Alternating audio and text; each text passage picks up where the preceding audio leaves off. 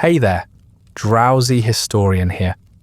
Tonight, you're a combat medic on the battlefields of the Second World War. The mud is already slick with blood, the air thick with smoke, and the cries of men blur into one long, ragged sound. Before we kneel beside the first broken body, do me one small favour. Tell me where you're listening from and what time it is there. If you'd prefer these stories without ads, you can join the Patreon. It's linked in the description. And if you want the ultimate immersive experience, consider using a pair of wireless earbuds. They're comfortable, discreet, and designed so you can wear them even while sleeping. I've linked my favourite pair, plus other sleep tools, in the description. Now, lie back, get comfortable, let's begin. You begin not with the battlefield, but with the classroom. Rows of wooden chairs in a drafty hall, chalk squeaking on boards, and instructors pacing with the clipped certainty of men who will not be there when it matters. They talk fast and act as if the human body can be reduced to diagrams. Arteries are drawn in white chalk, neat and clean, but you already have a feeling that the real thing will be nothing like that. They give you a crash course, you practice tying tourniquets on classmates' arms until the skin beneath the straps goes purple. You learn to jam morphine syrets into the meaty part of a thigh. The small hiss of liquid meant to buy a soldier a few more minutes. Bandaging, splinting, dragging bodies out of the line of fire. Everything is taught as if it were just another exercise. No one tells you how hard it is to keep your hands steady when the man beneath them is screaming, or how quickly bandages soak through when blood is pumping. Instead, the lectures are calm, detached, and relentlessly optimistic. The message is simple. Do the steps, and most men will live. You believe them because you still want to. The promises you're taught to keep feel noble in the classroom. You are told that you are there to heal, not to kill, that you are a different breed of soldier, someone who brings life where others bring death. It sounds almost holy, like you are above the dirt of war. The instructors do not tell you the second part until later. Your purpose is not to save everyone. Your purpose is to save enough. If a man is too far gone, you must step over him. If he can be stabilized in 60 seconds, you work. If not, you move on. The words are blunt, almost cruel, and the room goes quiet when they are spoken. Some of the recruits shift uncomfortably. Others stare at their boots. You pretend not to notice how your throat has tightened, how the oath you thought you were taking, to preserve life at any cost, is already being undercut by the cold mathematics of triage. The gear they issue you looks like salvation. A crisp uniform, clean boots, a medical satchel stocked with neat rows of bandages, bottles, and scissors that shine in the fluorescent light. On the sleeve of your jacket is the symbol meant to protect you, a red cross stitched against white, recognized the world over. You are told that this cross grants you a kind of immunity, that even enemy soldiers will respect it. The fiction is comforting, and you clutch at it. Later you will learn that bullets do not care about symbols, and that some enemies prefer to target medics first. But for now, the cloth is bright and unstained, a mark of purpose you have not yet failed to fulfill. Training moves from the classroom to the field. You run obstacle courses with stretchers balanced on your shoulders, sandbags strapped in place of wounded men.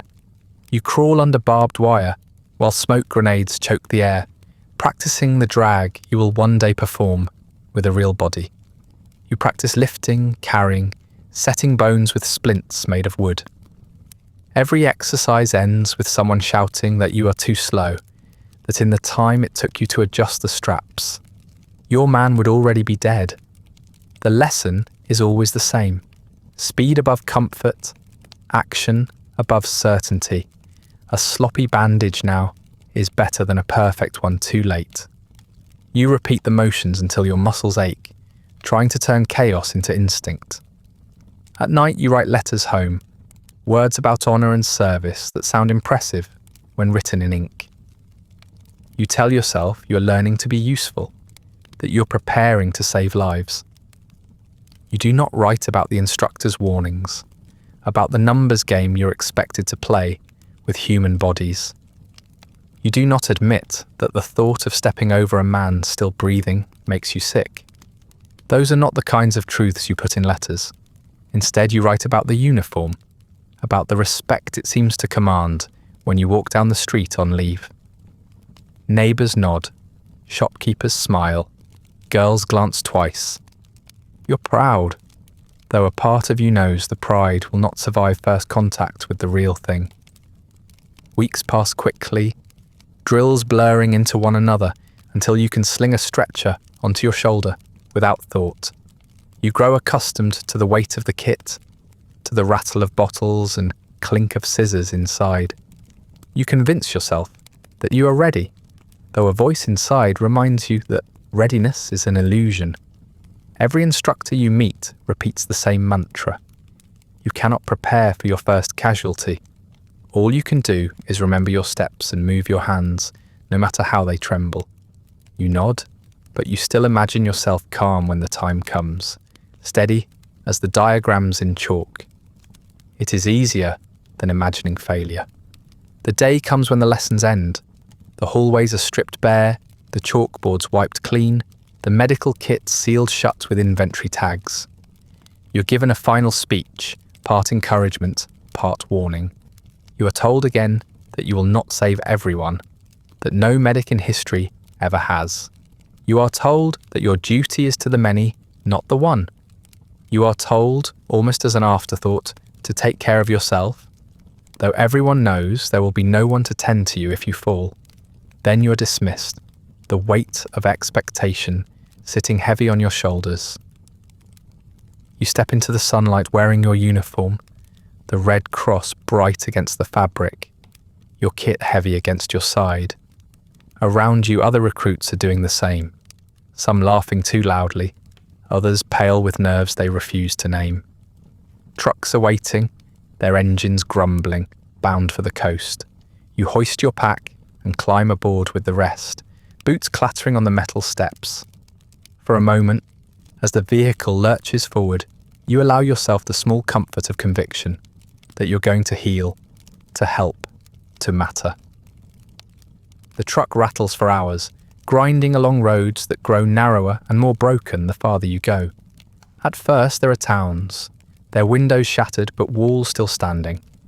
Then only ruins, gutted shells of houses with beams jutting at strange angles. Eventually, even those disappear, replaced by woods stripped bare from shell fire. The closer you draw to the line, the quieter the men around you become. Conversations that began in nervous laughter trail off, leaving only the drone of the engine and the smell of exhaust mixed with the damp weight of your kit on your lap. You shift the bag to ease your shoulder, but the straps bite all the same, as though reminding you of the task that lies ahead. When the truck lurches to a stop, you clamber down into mud so thick it sucks at your boots. The first thing that strikes you isn't the sight but the smell. Acrid smoke drifting from shell craters, oil slicks leaking from shattered vehicles, and the sour stench of too many unwashed bodies living too close together for too long. You breathe through your mouth, but that only brings the taste of it onto your tongue, bitter and metallic, clinging like rot. Soldiers move around you, faces smeared with grime, helmets tilted low. Some grin at your clean uniform, muttering jokes you can't quite hear, but their eyes linger on the red cross stitched to your sleeve. The humour is a mask. What they really want is reassurance that when the time comes, you will be the one between them and the grave. You're led toward a cluster of canvas tents crouched low against the earth, their seams patched with mismatched fabric. This is the aid station, though it looks more like a collection of rags than a place of healing. Inside, the air is heavier still. Sweat, iodine, mildew. Crates lie cracked open, bottles rattling inside, and half the morphine supply already gone.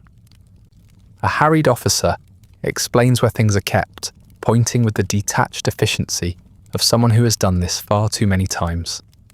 Bandages in one corner, alcohol in another, surgical tools in a tin basin still flecked with dried brown stains. He tells you the wounded will come in waves, that there will be hours of silence and then chaos too thick to breathe through. You nod as if you understand, though your chest is tight and your fingers itch to fidget. Men sit on cots in the shadows, some smoking in silence, others staring into nothing. They aren't patients, not yet, just soldiers waiting their turn with fate. They glance at you as you pass, measuring the medic they've been assigned. You avoid their eyes, afraid of the weight in them, afraid of the promises they silently demand. The officer doesn't notice your hesitation, or perhaps he does and doesn't care. He rattles off casualty procedures, where the stretchers will be brought, how the station shifts forward or back, depending on the fighting. You hear the words, but they don't stick. All you can feel is the bag heavy at your side and the certainty that its contents are already insufficient. Outside, you try to steady yourself with routine. You kneel in the mud, opening your satchel, laying out scissors, rolls of gauze, morphine syrettes. Each item looks pitifully small against the backdrop of a war that feels immeasurable. You think of the neat shelves back at training, of chalk diagrams that promised order, and you realize already that this will be something else entirely. Around you, men prepare for another patrol. They clean rifles, cinch straps, curse at mud-soaked boots. Their laughter is sharp without warmth, the brittle kind born of exhaustion. Some glance at you, then look quickly away, as if staring too long might tempt fate. Then it comes, a sound that cuts through the fog of voices and clattering metal, unmistakable even though you've never heard it in reality. Medic! A single word, dragged out and raw, echoing from somewhere beyond the tents. The men around you stiffen, but no one moves toward the cry. That is your duty. For an instant you freeze, hands still hovering over your open satchel, your breath caught. You've been here less than an hour, haven't even unpacked fully, and already the promise you carried from training is being tested. Another shout follows, more urgent, desperate enough to strip the word into a kind of howl. Your heart thunders in your chest, but your body obeys the command drilled into it. You snatch up what you can, bandages, morphine, scissors, cramming them back into the bag with fumbling fingers. The straps catch on the buckles and you tug them free, standing too quickly, nearly losing your balance in the sucking mud. The other soldiers watch silent, their faces unreadable, but their eyes track your every move. This is what they expect of you. This is why you are here. You push past them and stumble toward the sound. The mud pulls at your boots, thick and greedy, splattering your trousers. You duck low, the instinct hammered into every recruit. Though you have no rifle to clutch, no weapon to make you feel like anything but exposed flesh. The cry for medic rises again, somewhere ahead, and your feet move faster than your mind can keep up with. Already your chest is tight. Already your kit feels impossibly heavy. You thought you would be calm, steady, ready to heal. Instead, your hands are shaking before you've even reached the first broken body. Training never told you about this part. Then you see him, a soldier sprawled on his back, uniform torn open by something that left no neat wound, but a ruin, a dark cavity that seems to pulse with every shallow breath. His hands claw weakly at the air, not to push you away, but to drag you closer. For a heartbeat, you're frozen, staring at the damage like it cannot possibly belong to a living man. Training never showed you this, not a diagram, not even in photographs. There is no white chalk outline here, no tidy lines marking arteries and veins, just flesh opened as though the earth itself had swallowed and spat him out. Your hands move late, trembling as you yank out bandages and press them against the gash. At once they darken, soaking through faster than you can fold them. You add another and another until your kit feels lighter and the blood still pushes through. Around you the voices rise, men crouching, shouting, begging you to hurry. One grips your shoulder, urging you with wild eyes as though speed itself could keep his comrade alive. The soldier on the ground stares straight at you, lips parting, chest hitching as he tries to speak. Nothing comes out but a wet rasp. His gaze doesn't leave yours, doesn't blink. You know what he wants, certainty, a miracle, some impossible proof that you will not let him go. You cannot give it, but still you press harder, your arms aching, the mud beneath him turning black as it drinks what you cannot stop. You fumble for the morphine, hands slick, the cigarette slipping between your fingers before you manage to stab it into his thigh. The hiss of release is faint, swallowed by the thunder of distant shells and the closer shouts of men desperate for you to succeed. You wait for his face to ease, for the pain to dull, but his eyes are still wide, still burning with the impossible demand that you save him. Your stomach knots with the certainty that you're failing, that everything drilled into you in clean rooms under steady lights has evaporated into nothing here. The bleeding will not stop. You know the rules. If the bandages fail, if the wound cannot be sealed, you move on. That is what the instructors said, cold and sure, their chalk scratching against the board while you nodded and swore you understood. But here it is not a rule, it is a death sentence, and you are the executioner. You press down harder, desperate enough to believe that pressure alone could turn back the tide. But the body beneath your palms is weakening, the movement smaller, the breath shallower. He grabs your wrist, sudden and sharp, his grip surprisingly strong.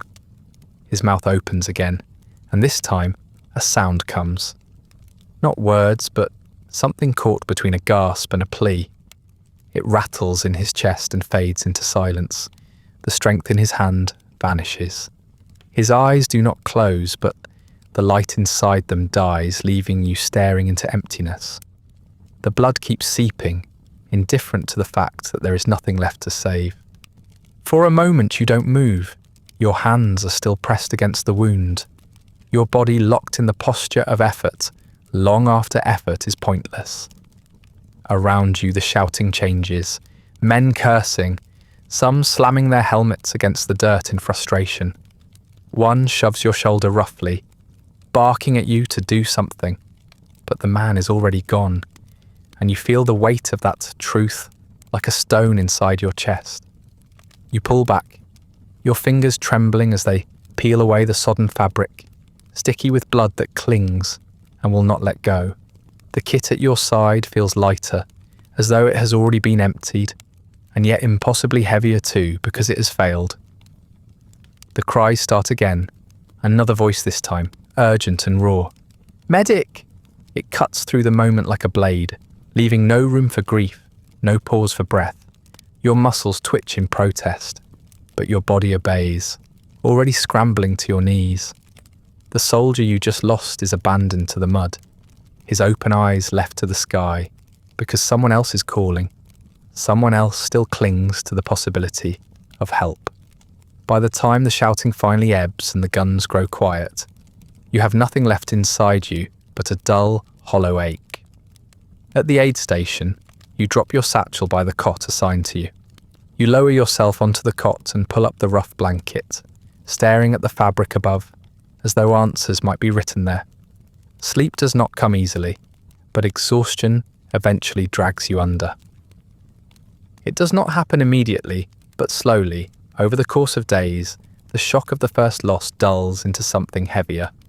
You discover that the battlefield does not grant you time to dwell, only to repeat. One morning you wake on your cot, the canvas still damp with sweat and mud, and realise you have answered so many cries for help that you no longer recall the faces attached to them. The first man you tried to save is already a blur, replaced by dozens more who bled beneath your hands. Somewhere along the way, the extraordinary became ordinary, and that realisation chills you more than the cold air creeping into the tent. The days collapse into a pattern so relentless, it hardly feels like living. You wake not because you're rested, but because someone shakes you, or the sound of artillery makes the walls tremble. You shoulder your kit, feel its weight dig into your bones, and crawl into the mud before your thoughts have even formed. The cries lead you forward, each one indistinguishable from the last, and you begin to respond without hesitation, because hesitation is its own form of betrayal. You do not think. You do not plan. You simply move where the voices pull you. The ground is never dry. Every step takes you through filth churned by boots, rain, and blood until you no longer distinguish one stain from the other.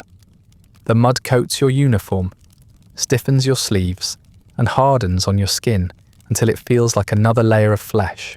When you press a bandage into a wound, your palms are already slick with it, and you have to remind yourself that not every stain belongs to the man beneath you.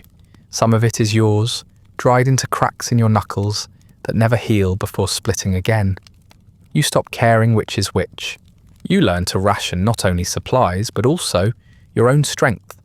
A tourniquet here, a morphine syringe there, a bandage tight enough to last until the stretcher bearers arrive. You no longer aim for perfection. Perfection is too slow. Your task is to buy time, nothing more.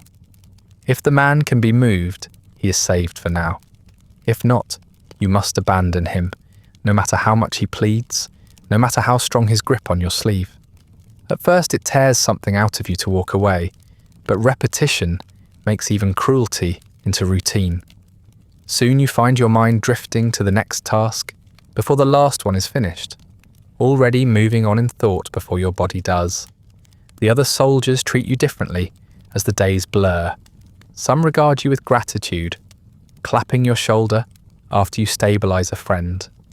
Others stare at you with suspicion, knowing you will one day decide whether they are worth saving. They all depend on you, and yet you are apart from them, carrying scissors instead of a rifle, morphine instead of ammunition. You are in their world, but not of it, trusted and doubted at the same time. You feel their eyes on you whenever you pass, measuring whether you will be enough when their turn comes. Your body begins to fray under the weight of the routine.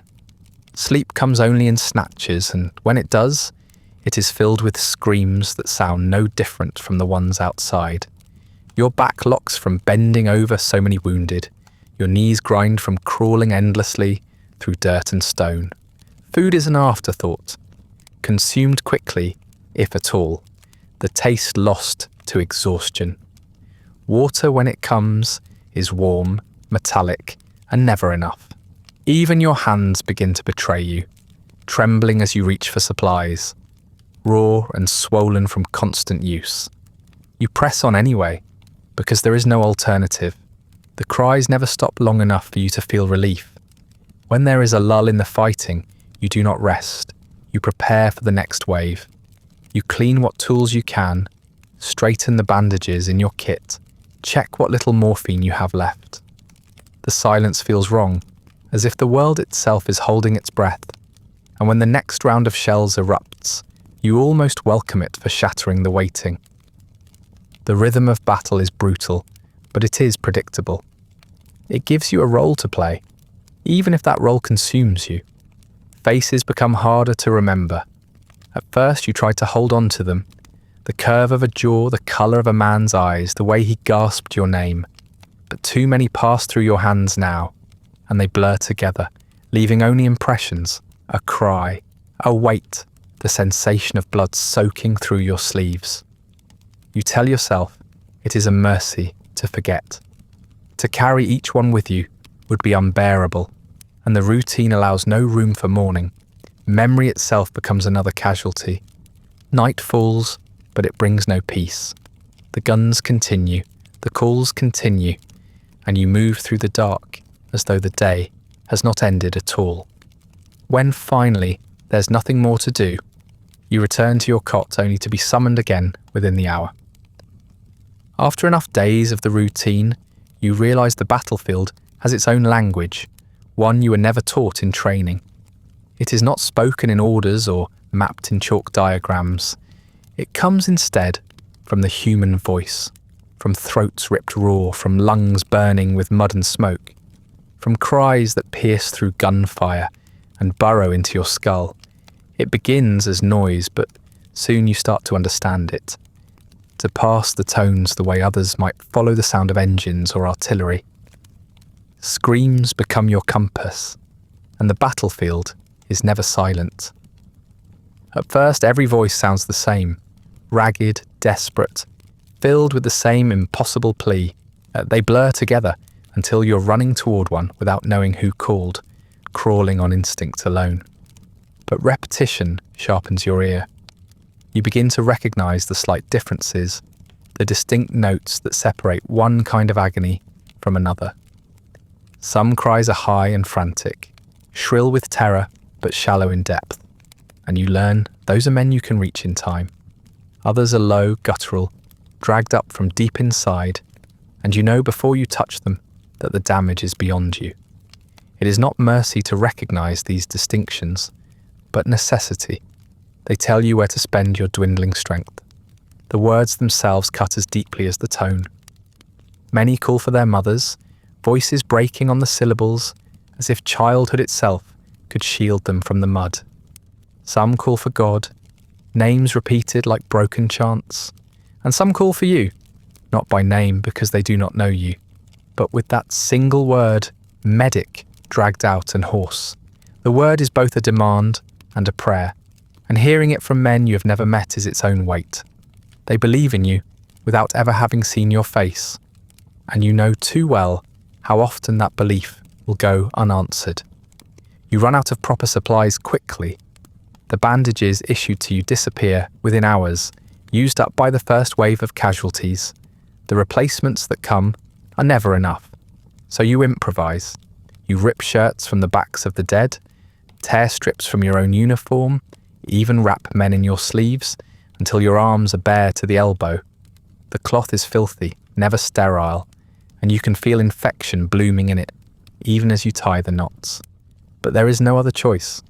The cries do not wait for resupply. The more you work, the more you hear the difference between cries of pain and cries of panic. Pain you can sometimes dull with pressure, with morphine, with words muttered under your breath. Panic is harder, the sound of men who know they are dying but refuse to accept it. They grip you, pull at your jacket, force your face close to theirs as though you could breathe life into them by sheer proximity. You tell them they will be fine, though the words taste false even as they leave your mouth. Their screams may fade, but not because they believed you, only because their strength is gone. Some screams haunt you more than others. There are the ones that come from boys too young to be here, voices cracking into a pitch that makes your chest ache. There are the ones that end too suddenly, cut short by shock or silence, leaving you suspended in the unfinished note. And there are the screams that continue long after you have done all you can, drawn out wails that echo behind you as you crawl toward another call. You try not to listen, but you cannot block them out. The sound attaches itself to you, trailing after you like a shadow. Even in moments when you think the noise has eased, it returns in subtler ways. Men groan in their sleep, twitching on cots with dreams they cannot escape. Others whimper quietly into their hands, ashamed to be heard, but loud enough to seep into your own ears. The battlefield never truly quiets, it only shifts registers. When the guns fall silent, the screams rise. When the men finally fall silent, the silence itself feels unbearable, because you know it is only waiting to be broken again. You start to dread the times when your kit is empty, when your hands are bare, and you're forced to face a man's cries without anything left to offer him. The helplessness cuts deeper than fatigue. You find yourself apologizing over and over, whispering words he cannot hear or will not believe, your voice lost in the cacophony. Sometimes, the only thing you can do is hold his shoulder until the sound weakens into silence. You tell yourself that presence is a form of healing, but the thought feels hollow when his body grows still beneath your hand. The irony is sharp. The men with rifles fire from cover, squeezing triggers at distant shapes they cannot quite see. You, without a weapon, are the one who leaves cover. You crawl into the open, across mud cut by shrapnel and bullets, toward the voices that beg for help. Every instinct in you screams to stay low, to hide, to protect yourself. But each time the cry of medic pulls you forward, and you go, because that is what you swore to do. You risk your life not for victory, not for territory, but for the chance to buy another man a few more breaths. Commanders never seem to understand what that costs. They bark orders as if you are a machine, urging you to work faster, to move quicker, to patch wounds, as though bodies were nothing more than boots with torn leather. They measure your worth in seconds, in the number of men you can return to the line, not in the human toll it takes to keep your hands moving. If you pause too long, if you hesitate over one broken body, another officer will be shouting in your ear, reminding you that there are more men waiting, as if you could stretch your hands wide enough to cover all of them. The soldiers who fight beside you carry a different perspective. Some look at you with envy, muttering that you are exempt from pulling the trigger, that you will not be asked to bayonet an enemy or storm a trench. They see the red cross on your sleeve and imagine it as a shield, a mark that exempts you from combat's dirtiest work. They whisper that you're lucky, that you will go home cleaner than they will. You do not argue with them, there is no point. They will never see how exposed you are when you crawl into the open, how the absence of a rifle is not safety, but vulnerability. The enemy does not respect your cross. The symbol that once seemed holy in training means nothing when rifles crack and shells land indiscriminately.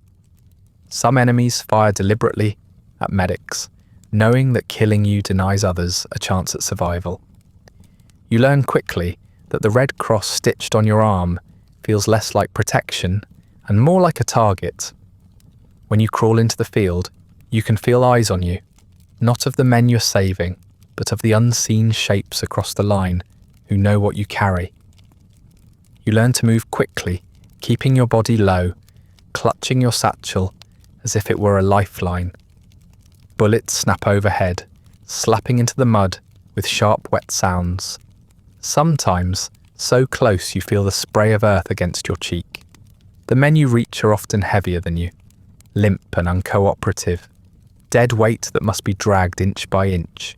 You strain every muscle in your body, fingers clawing into straps, boots digging into the muck, as you pull them back toward the uncertain safety of a trench or a copse of trees. Your lungs burn, your vision narrows, but you keep pulling, because to stop is to let him die in the open. The contradiction is never lost on you. You were taught to heal, to protect, but the battlefield has made you a courier of pain as much as relief. Each time you reach a man, you must decide in seconds whether he is worth the risk of exposure, worth the supplies you have left, worth the weight of dragging him through mud under fire. These are choices no healer should make, yet they are the only choices you have. Your scissors cut through uniform stiff with blood. Your morphine hisses into shaking thighs. And all the while, the air above is alive with gunfire. Sometimes, as you crawl, you wonder if the others are right, if you're luckier than they are, spared from pulling a trigger and carrying the memory of faces you personally ended. But then, you remember the faces you have already failed to save, the eyes that stared at you with trust before emptying into silence, and you know that your luck is no more merciful than theirs. You carry the same ghosts, only in a different form. The routine of fire and orders grinds on, reducing you to something less than a man, more than an animal, a creature propelled by instinct, shaped by duty. You do not have the luxury of bravery or cowardice. You only have the obligation to keep moving where others fall. Even when your arms ache, even when your legs threaten to give out, you throw yourself forward again, because to refuse is to betray not only the men who call for you, but the idea of what you were supposed to be. One afternoon, As the sun struggles through smoke and dust, you hear another cry. This one is closer, frantic, echoing through the gunfire. You drop into the mud, clutch your satchel, and crawl forward. The man ahead is heavier than you, twice your weight at least, his body slack with shock. You hook your arms under his shoulders and heave, your boots slipping as bullets spit into the ground beside you, spraying mud across your face. Your muscles scream. Your lungs are on fire, but you drag him inch by inch, every movement daring fate to take you both before you reach cover. Dragging men heavier than yourself through the mud leaves your muscles trembling long after you return to the aid station. You slump against your kit, hands raw, back seizing with pain, but there is no pause before the next casualty arrives. At first you rely on the comfort of routine, scissors cutting fabric, morphine hissed into a thigh, gauze wound tight around a limb. But then, one morning, you reach into your satchel and find it lighter than it should be. The bottles rattle empty, the rolls of bandage are gone, and the neat order of your training has finally collapsed into scarcity. It starts with bandages. You use them quickly, tearing through stacks in hours rather than days. Each one darkens with blood faster than you can press it down. Resupply is promised but never arrives when you need it. So you improvise. You rip curtains from ruined houses, tear blankets from abandoned cots, shred your own sleeves until your arms are bare. None of it is clean. You boil what you can in helmets filled with muddy water, skimming off leaves and grit, but you know it is useless. Infection will spread, but without the cloth, men bleed out in minutes. You choose the lesser evil, and the screams continue. Morphine vanishes next. The small glass syrettes that once clinked in your satchel are gone, one by one, pushed into trembling thighs until none remain. Without them, the battlefield grows louder. Wounds that once could be dulled now leave men thrashing, shrieking, clawing at the ground as you try to work. Some beg you to end it another way, to let them slip into unconsciousness by any means. You have nothing left to give but your hands, and hands cannot quiet that kind of pain. The men around you grow impatient, shouting at you to hurry, to fix what cannot be fixed, and you feel the weight of failure heavier than the kit itself. Disinfectant follows. The sharp smell of alcohol, once so harsh it made your eyes sting, disappears entirely. Cuts and burns that could have been clean now fester within hours. You pour boiling water into wounds instead, watching the flesh blanch and hiss, praying it will kill something invisible before it spreads. Sometimes you spit onto cloth, the moisture the only thing you have left, rubbing at dirt with your sleeve. It feels obscene, but there is nothing else. You see the eyes of the men watching you, desperate enough to accept anything you offer, even when you know it will not be enough. The tools themselves begin to wear down. Needles are reused until their points bend, tearing more than piercing, each jab leaving a mark uglier than the last. Scissors dull, refusing to cut through stiffened uniforms without sawing. Forceps slip when slick with blood, their grips worn smooth. You clean them as best you can, dipping them in boiling water or scraping them against rags. But you know they are degrading with each use. The battlefield consumes not only the men, but the means to save them. Every decision becomes triage. Once you had the illusion of choice, the possibility of trying for everyone.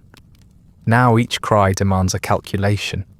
If a man's chest is torn open, you move on. If his blood soaks through every cloth in seconds, you move on. If his breathing rattles faintly in his throat, you move on. You cannot afford to spend the last of your makeshift supplies on those who will die regardless. You turn instead to the ones whose wounds are manageable, who can still be carried to the rear with a chance of surviving. This arithmetic corrodes you, each subtraction, another weight pressing down. You stop looking into their eyes.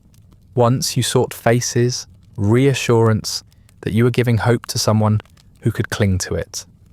Now you look only at the wounds, assessing the body as an object, a set of problems to solve quickly or discard. It feels dehumanizing, but you tell yourself it is the only way to survive. If you linger too long on their expressions, the guilt makes your hands falter, and faltering costs lives. The other soldiers see what you're forced to do, but they do not understand it. Some curse you for moving past their friends, grabbing at your sleeve, demanding you return. Others beg you to help when you have nothing left in your satchel but empty bottles and blood-stiff cloth. They call you heartless, a coward, a failure. You do not answer because there are no words that could explain how scarcity rules you now, how the collapse of supplies has turned healing into a cruel form of rationing. Scarcity changes how you work, but it is the smell that changes how you live. No matter where you go, it clings to you, thick and suffocating, seeping into your clothes and skin until you wonder if you're breathing at all or simply inhaling rot. At first you thought you could ignore it, that you might grow numb to the odours as you grew numb to the cries. But the battlefield teaches otherwise. Each hour adds new layers, and together they become a presence so heavy it feels like another body pressing against you. It begins with sweat, the sour tang of men who have not washed in weeks, mingled with the sharp sting of fear. Sweat turns rancid quickly in the same uniforms worn through rain and mud. It seeps into the canvas of your satchel, into the bandages you carry, into the fabric you press against wounds. Even when you close your eyes, even when you try to imagine cleaner air, the stink of unwashed flesh lingers at the back of your throat. Then comes pus, a smell so distinct you can identify it before you even peel back a bandage. Infections bloom fast now that clean cloth and disinfectant are gone. The wounds you dressed only a day before ooze thick yellow fluid, sour and fetid, sometimes streaked with blood. You try to drain them, to clean them with what little you have left, but the smell never fades. It latches onto your hands, staining your fingernails, so that even when you chew stale bread hours later, the taste carries that same sickly note. But the worst is the smell of rot. Dead men do not wait politely for burial. They are stacked near the trenches, heaped in corners, where stretchers cannot carry them away quickly enough.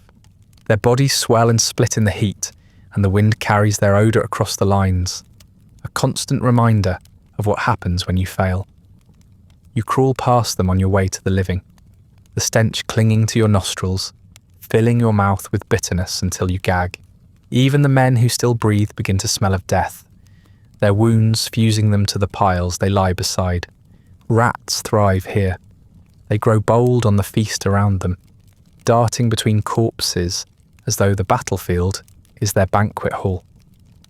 More than once you slap one away from a soldier you've just treated, its teeth still tugging at a bloodied bandage. The men around you barely react anymore. Some even laugh bitterly, saying the rats will inherit the war when all of you are gone. Their teeth are quick, their bodies fat, and you know they are not afraid of your presence. They know you cannot stay, that you will be called to the next cry, leaving them to return to their meal. You try to eat, though the food is tasteless and the smell never leaves your hands. Whatever you lift to your mouth carries the ghost of rot. Hard bread and watery soup taste like pus and sweat, and every swallow turns your stomach. Around you the others eat in silence, their eyes hollow. Once there was conversation at meals, jokes muttered in defiance of the war. Now the silence itself is the defiance. No one dares to break it, as if words might let the stench in deeper. Men chew slowly, eyes fixed on the ground, each mouthful a chore rather than a comfort. You attempt to scrub your hands when water is available, rubbing them raw against whatever cloth you can find. The stains fade, but the smell lingers. The skin of your palms cracks from overwashing, but still the odour seeps out from beneath your nails, from the lines in your knuckles. You catch yourself holding your hands away from your face, as though they no longer belong to you. They feel less like instruments of healing, and more like sponges, saturated with filth that can never be wrung out. At night, when you try to rest, the stench does not fade. It lingers in the canvas of the tent, in the blankets that were never washed, in the very air you breathe. You dream of it, the smell crowding into your lungs, pressing into your chest until you wake gasping. Sometimes you rise in the dark, step outside into the open, thinking the air might be fresher under the stars. But even there the stench is waiting, rolling off the earth itself as though the ground has become one vast grave. The other men rarely speak of it, but you can see how it wears on them. Their shoulders hunch lower each day. Their eyes sink deeper into their sockets. They breathe through their mouths now, a futile attempt to escape the odour, but you can see how the taste of rot coats their tongues. When they cough, the sound is thick, as if the battlefield has invaded their lungs as well. Some keep rags pressed against their faces, though the fabric is as filthy as everything else. It is more ritual than remedy, an act of pretending that survival is still possible. Even worse than the stench is the silence. Not the silence of peace, there is no such thing here, but the sudden drop in sound when a scream ends too quickly. One moment you're crawling toward a voice, clutching your satchel, heart hammering with urgency, and the next, the voice is gone. The air closes over it as if it was never there, leaving you stranded in a void where you know someone has just slipped beyond reach. Those are the moments that burrow deepest because there's nothing you can do except stop, listen to the absence, and then force yourself forward again. You try everything when you arrive in time. Chest compressions, palms pressing rhythmically into ribs that yield too easily beneath your weight. Mouth pressed against lips, pale with shock, forcing breath into collapsing lungs, praying that something stirs. Sometimes there is a flicker, a twitch, a moment where you think the body will respond. More often, there is nothing but stillness, a terrible stillness broken only by the dull thud of your own desperate effort. You push harder, count faster, whisper encouragements you don't believe in, because stopping feels like surrender, even when the truth is already written across their faces. There are prayers too, muttered quickly, half-remembered fragments of words you heard as a child. You speak them not because you believe they will be answered, but because they are the only thing you have left when bandages and morphine fail.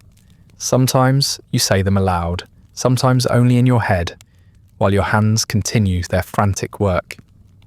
It is strange how easily the prayers slip out, how natural it feels to barter with silence when surrounded by death, but the silence never answers, and eventually you stop expecting it to.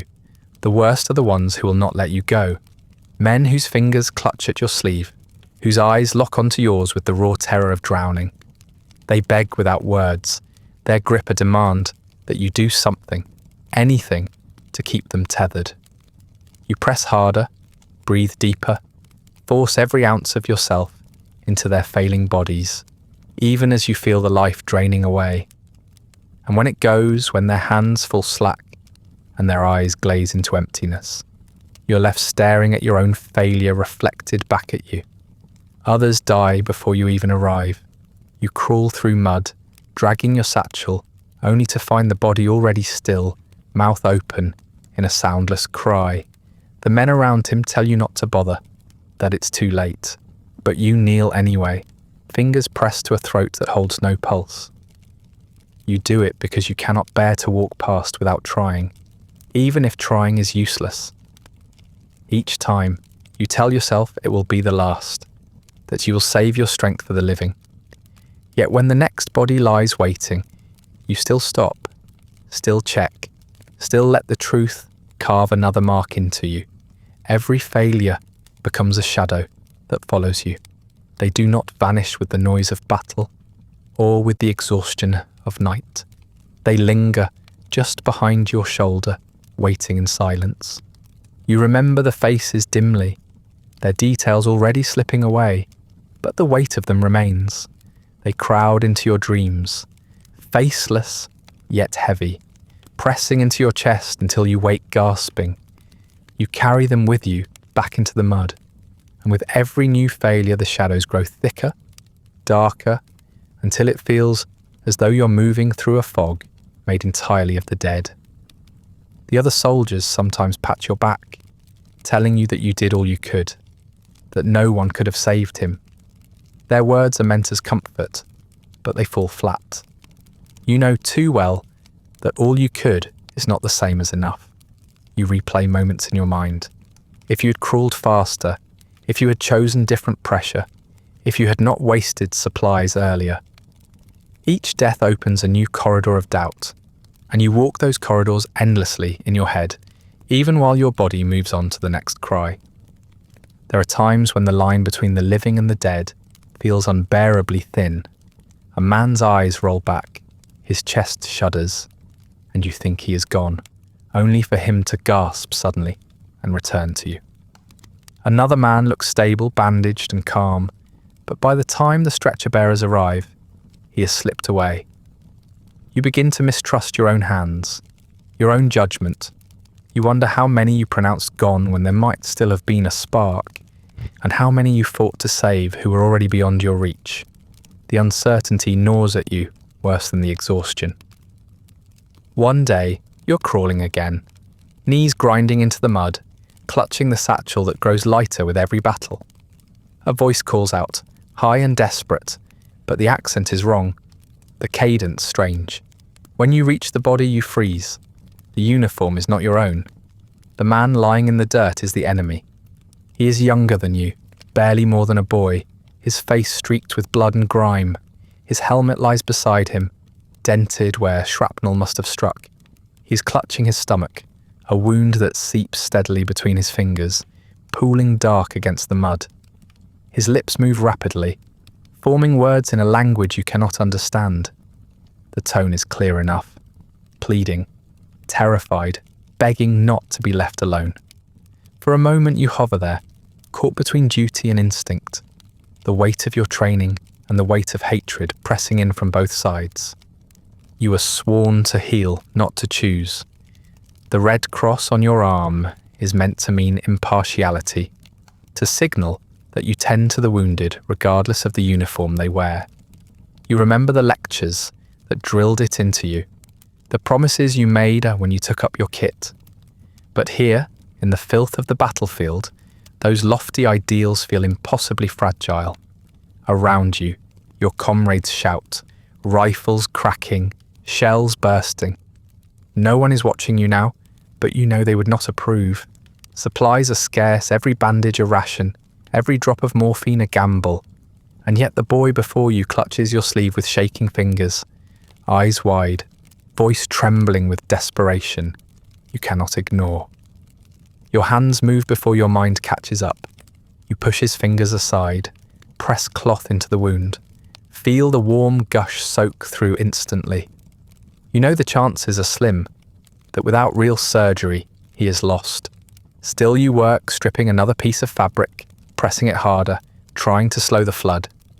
His breathing hitches, sharp and shallow, each inhale punctuated by a low groan. He grips your wrist, holding on with surprising strength for someone so close to collapse. You murmur words he cannot understand, telling him to hold on, though you do not know if he hears anything beyond the rush of his own pain. When the morphine syringe comes out, your hesitation returns.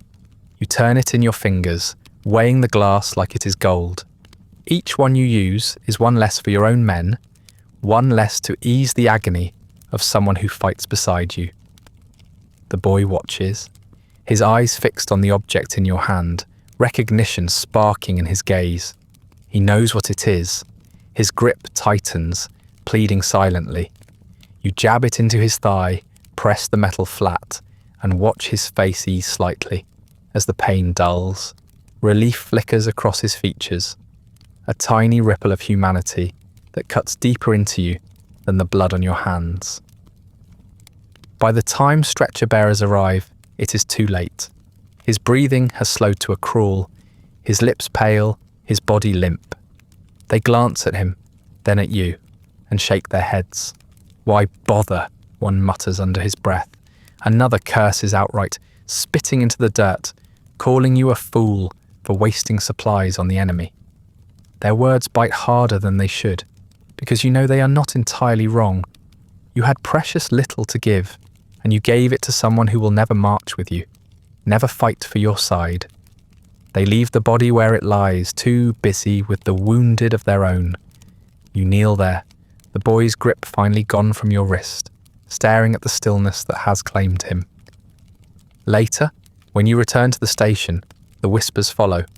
Some men glare openly, muttering that you should have let the boy die where he fell. Others scoff that you are soft, that you do not understand the stakes. They do not see the eyes that begged you in the mud. They see only the uniform, the wrong colour, the wrong insignia, and they cannot forgive the bandage you wasted. You do not argue with them. You have no defence that they would understand. That night, long after the voices quiet and the tent settles into uneasy silence, you wash your hands in a basin of cloudy water. The stains cling, as always, dark patches under your nails, streaks along your wrists. You hold them up to the dim lantern light, turning them slowly, as though the answer might be written across your skin. You wonder if these hands made you more human today, or more foolish. You cannot decide, and the uncertainty weighs as heavily as any failure. The whispers about the enemy you tried to save linger, but even those fade beneath a truth you can no longer ignore. Your own body is beginning to fail you. At first, it is only stiffness, a tightness in your back when you rise too quickly, or a dull ache in your knees after hours of crawling. You tell yourself it is fatigue, something a night's sleep might mend. But nights here are short and fractured, and sleep is never clean. The aches remain, growing sharper with each day, until your movements are clumsy and deliberate, no longer the quick reactions you once forced from yourself. Carrying stretchers is the worst. The weight is always uneven, dead weight that sags against your shoulder and jars through your spine with every step. Mud clings to your boots, doubling the effort, pulling at your legs until they tremble. Sometimes the man you carry moans, reminding you that his life depends on your pace, but your body rebels. Your back seizes, muscles locking into spasms so severe you nearly drop the stretcher into the muck. You grit your teeth and push on, because there is no alternative, but afterward you collapse into a crouch, breath ragged, the pain coiled deep into your vertebrae. Crawling takes its own toll. Your knees grind against stone and shrapnel buried in the mud, until the skin is scraped raw and the joints beneath throb constantly. Bandages wrapped around them slip with the wet, leaving the wounds to reopen with each new crawl. You smear mud away, only to see blood seeping through again, red mixing with brown, until you cannot tell which is which. Walking upright is impossible under fire, so you continue to grind yourself down on the earth, wearing your own body away in the same pattern that consumes the men you try to save. Your hands are no better. Cuts from jagged helmets, torn buckles, and rusted metal never heal before they split again. You feel them tear open when you pull at straps or press against wounds. The sting sharp and familiar. Infection sets in quickly, the skin around the splits reddening, swelling, hot to the touch. You know what it means, but you keep working because there is no time to rest and no clean cloth to wrap them in. The blood of others mixes with your own, seeping into the cracks, and you cannot remember the last time your hands were free of stains. Meals offer no comfort. They are never meals, only rations. Stale bread that crumbles in your hands, watery coffee that tastes of tin and ash. You swallow them quickly, not for nourishment but to keep yourself moving. Hunger never truly leaves, gnawing at you beneath the surface, but adrenaline makes you forget, until your body crashes and you feel the emptiness hollowing you out. Sometimes you think you could eat forever and never feel full again. Other times the stench clinging to your hands and clothes makes each bite turn sour, your stomach twisting until you gag. Food is fuel, nothing more. And even then, it is never enough. Sleep is worse than hunger. When your body collapses into it, the visions return instantly. The wounded you failed appear in your dreams. Their face is indistinct, but their voice is sharp, calling for you, accusing you. You relive every moment when your hand slipped, when the bleeding continued, when the last breath rattled out as you pressed down harder. You wake drenched in sweat, heart pounding, certain that you're still hearing them. The tent around you offers no reassurance. Even silence feels like accusation now. You try to close your eyes again, but rest never comes without ghosts. Your body responds to all of this by betraying you further. Your shoulders ache so deeply, you sometimes cannot lift your arms above your chest. Your legs tremble, even when standing still, as though they are waiting to collapse without warning. Your fingers go numb in the cold, then sting when blood surges back, leaving you clumsy with tools and bandages. You curse yourself for fumbling, but your body no longer obeys the urgency of your will. Each movement feels heavier, slower, dulled by exhaustion and wear. You begin to notice other symptoms too. Your vision swims when you stand too fast. Your ears ring constantly, a high note buried beneath the noise of gunfire. Your breath shortens after even the smallest exertion, chest tightening in a way that makes you wonder if something inside has broken. You try to hide it from the others, hunching forward, pretending you're only tired, but you know the truth. You're breaking down just as surely as the men you carry away. The only difference is that no one will stop for you when it happens. There comes a day when you can't answer the next call. A cry goes up, the same jagged call of medic that has dragged you across the mud 100 times. But this time, your legs will not move. You hear it. You know exactly what it means. But your knees remain locked, your hands frozen against the strap of your satchel. It is not hesitation, not fear, but something heavier, like the weight of the entire battlefield pressing down on your chest.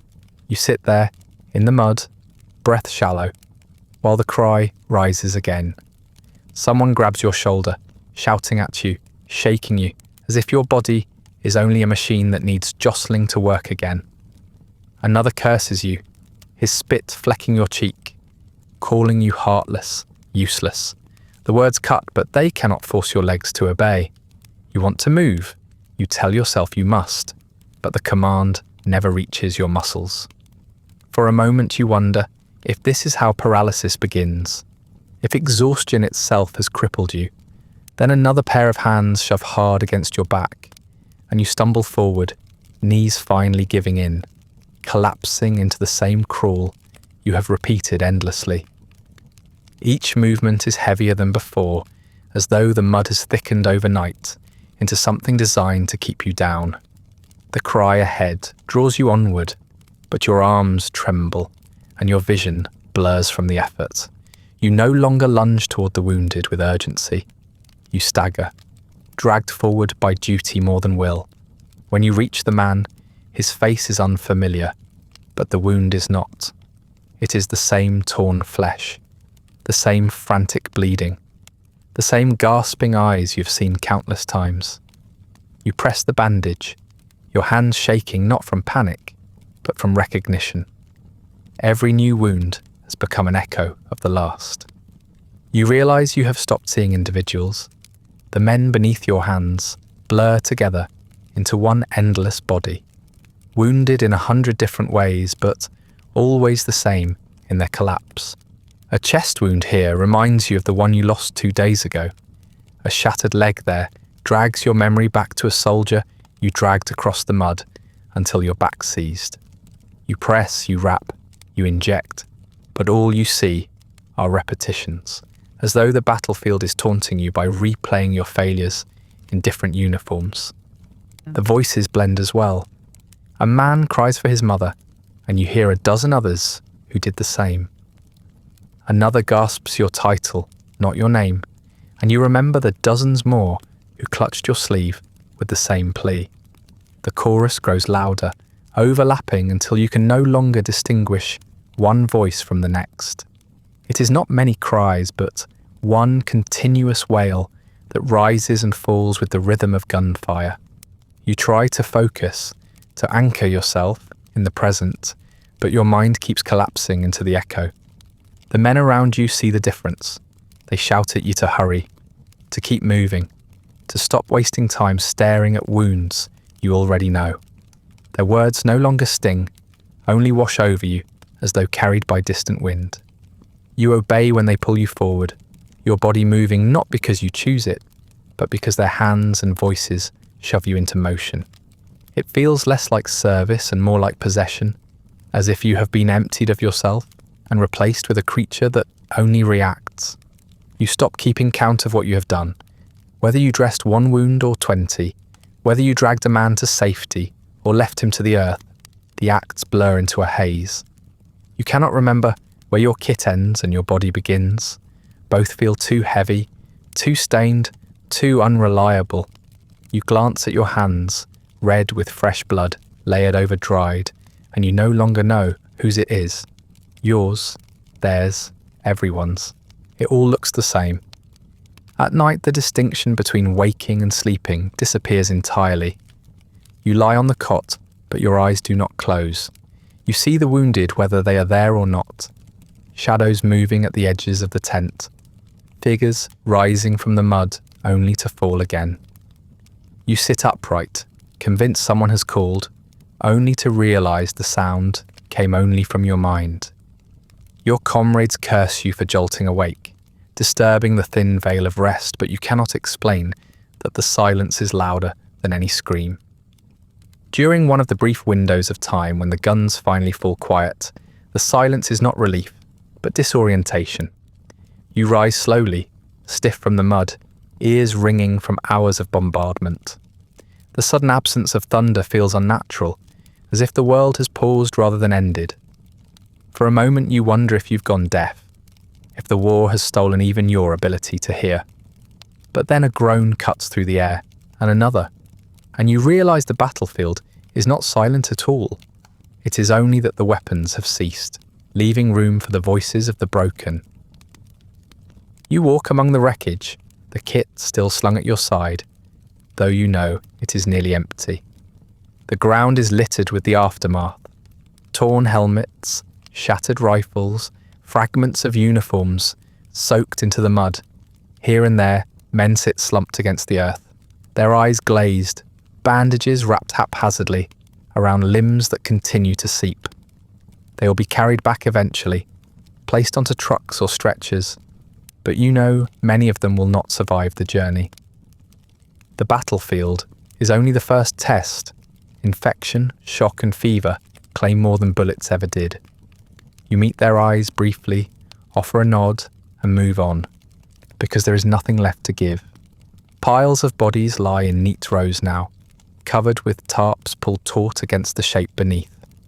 The order is obscene in its own way, as if arrangement could disguise the fact that each one is a man who screamed for help and never received it. The tarps flutter slightly in the breeze, making them look momentarily alive, but you know better. You step carefully around them, not out of respect but out of necessity. The smell still clings, heavy in your nostrils, and you hold your breath as you pass. You try not to count how many there are, but the number presses into you anyway, a weight more suffocating than the mud. Somewhere behind you soldiers cheer. Their voices rise in ragged triumph, celebrating the retreat of the enemy, the capture of a ridge, the survival of another day. Their shouts carry across the battlefield, cutting through the moans and the silence alike. You stop, listening, and feel the sound pierce like a knife. For them, this is a victory. For you, it is a graveyard. Where they see progress, you see the missing faces, the men who will never rise from the tarps, the men you fail to save. You do not begrudge them their relief, but you cannot share in it. Victory has no meaning when you're surrounded by shadows. Your work is not celebrated. It is hidden, tucked into the spaces no one wants to see. The cheering soldiers do not speak of you, do not raise their voices in gratitude. They rush past, rifles raised in triumph, while you crouch over another wounded man, changing a bandage that will never hold. To them, your labour is not victory, but necessity, something too grim to acknowledge. The soldiers march forward, and your work is left behind, swept into silence. You pause by the aid station, where rows of stretchers line the ground. Men lie still beneath blankets, their faces pale, lips cracked from thirst. Some mutter faintly, words you cannot make out. Others are silent, too weak even to groan. You move among them, checking wounds, tightening cloth, but each task feels mechanical. You have gone beyond caring whether your efforts succeed. You do them because they are expected, because routine is easier than thought. Somewhere inside you, the breaking point has already passed, and now you are only echoing yourself. The sun dips lower, casting long shadows across the battlefield. The piles of bodies lengthen into distorted shapes, stretching toward you no matter which direction you turn. You walk more slowly now, exhaustion dragging at your limbs, every step a negotiation between will and collapse. Your boots squelch in the mud, but you no longer notice the sound. You're too busy watching the ground, making sure you do not step on a hand protruding from beneath a tarp. Even in death, they demand space. When the stretcher bearers finally come, you help them lift the last of the wounded. Your back protests, seizing with each bend, but you keep moving until the work is done. The men grunt under the weight, carrying bodies away, and the field grows emptier by degrees. Yet even as the shapes vanish, the silence deepens. You know that absence does not mean peace. It only means the field has been cleared for the next wave to fill it again. As the sky darkens, you return to the aid station. A tin basin sits by the entrance, filled with water already clouded from use. You lower your hands into it, watching the liquid ripple as the stains dissolve. The water darkens quickly, turning red, flecks of dirt and blood swirling together. You scrub until your skin burns, until your knuckles split again, but the stains never truly leave. When you lift your hands, the basin is a small grave of its own, holding the remnants of every man you touched that day. The water drains slowly into the ground, seeping away as if the earth itself is swallowing the evidence. The war does not end in a moment you can hold. There is no single day when you wake to quiet and know it will last. Instead, it dwindles slowly, like a fever breaking, until one morning the guns are silent, and they stay that way. You expect relief to wash over you, but it never comes. Instead, there is only confusion, and then the long, grinding passage of time. The days stretch into weeks, the weeks into months, and eventually, you're no longer needed at the front. You're sent home, your satchel lighter than it has ever been, though your shoulders still ache from carrying it. Home is not what you remembered. The streets are intact, the buildings untouched by shell fire, and the air does not stink of rot. People laugh here, and they cheer when the soldiers march in parades. You watch them from the crowd, the flags waving, the brass bands blaring, and realise no one knows who you are. They cheer the men who charged with rifles, the men who wore medals pinned to their chests, but you slip among them unnoticed. The red cross you once wore so proudly is gone now, folded into a drawer, and without it, you're just another face. The monuments rise quickly, great blocks of stone carved with names, lists of the fallen who are to be remembered forever. You walk past them sometimes, scanning the etched lines, and think of the men you held in your arms as they died. Their names are here, cold and permanent, but yours will never be carved.